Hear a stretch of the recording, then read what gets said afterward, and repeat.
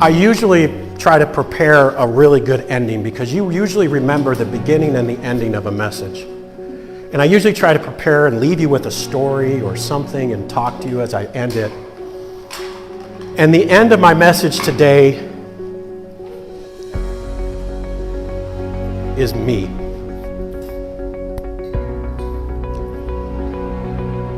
There's a reason I wore a suit, and there's a reason I preach this message. It may not seem like an Easter message for you, and I'll explain it all in a second. For the last 12 years, I have endured, for lack of a better term, stabs in the back, heartache and scars. But there was one scar that has been on me for over 12 years that is basically almost caused me to walk in this life with a limp. Something I could not get over and could not conquer that scar. In 2005, I was on staff at Faith Baptist Church. I was the associate pastor. I had the greatest pastor that's ever lived, Pastor Gregory. I wish you had a pastor like Pastor Gregory.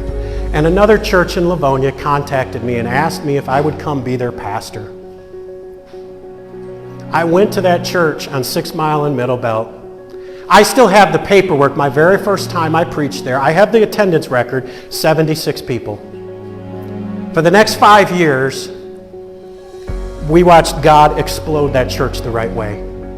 We saw not just bus kids, not just senior citizens, not just youth or anything else. We started to grow in an amazing way, and we saw God put his hand on that. We had avenues of ministry. We had an entire autistic ministry. We helped out young ladies who got pregnant and used our building. We had everything covered. I drove the bus the very first Sunday. We started a bus route at 9 o'clock going into the city of Detroit, picking up kids. We brought them there and we fed them and then took them back.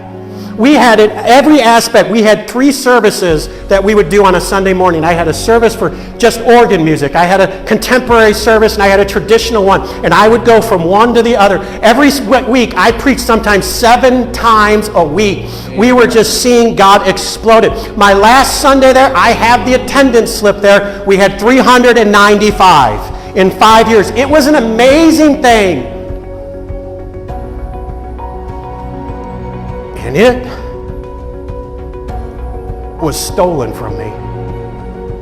There is no other word to say because it was destroyed by one person.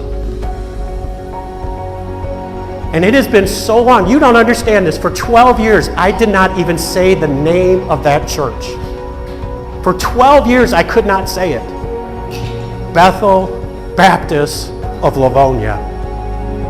I've only said it twice in 12 years, and this is number 3. I would tell people, I'd go by 6 Mile anytime I was by there, I'd go by, and I would tell people, I like to come here because I like to visit my heart.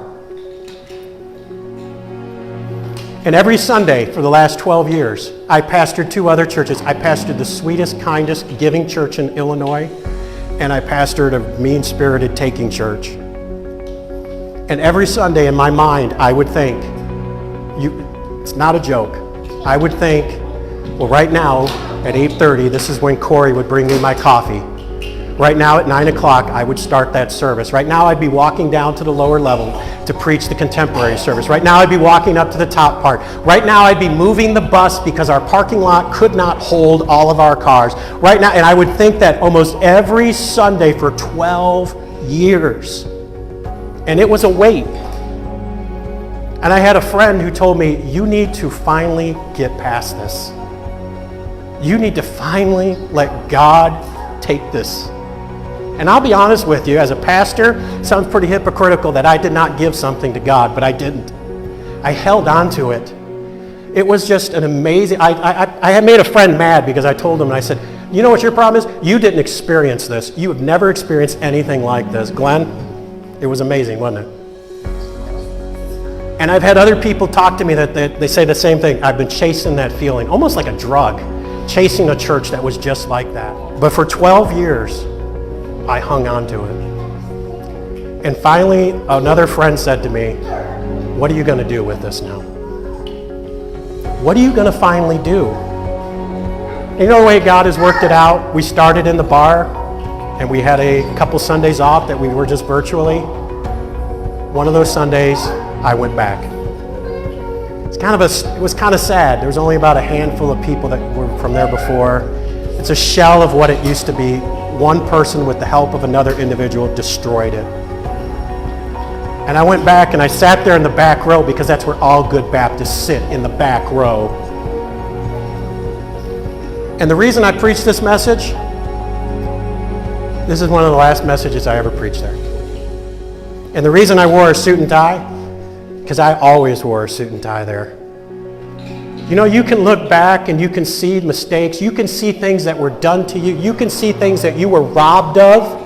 And you can either live in the past, you can walk with a limp, and a willing limp, a limp that you choose to keep, or you can finally take it to Jesus and be set free from it. Amen. I walked out of that church this summer, and I could feel just letting it go. Now, it's not always gone, but I can feel God letting it go. The closing illustration I have for you, not to be narcissist, is me. You can live in the past. You can be absorbed by everything that was done to you. You can constantly look back at what was stolen from you. Or you can finally take it to Jesus and be set free and experience the newness that Christ offers. Don't stay there. Don't take 12 years to finally let God have that thing you're holding on to. And I just say this as I end, that Cross Creek has been such a huge part of that. Those of you that show up all the time, you're a huge blessing to me. It's been an amazing thing. And I don't know what God's going to do with Cross Creek in the future. But I know this. If anybody's been helped by it, it's been Pastor Steve. You bow your head and close your eyes with me.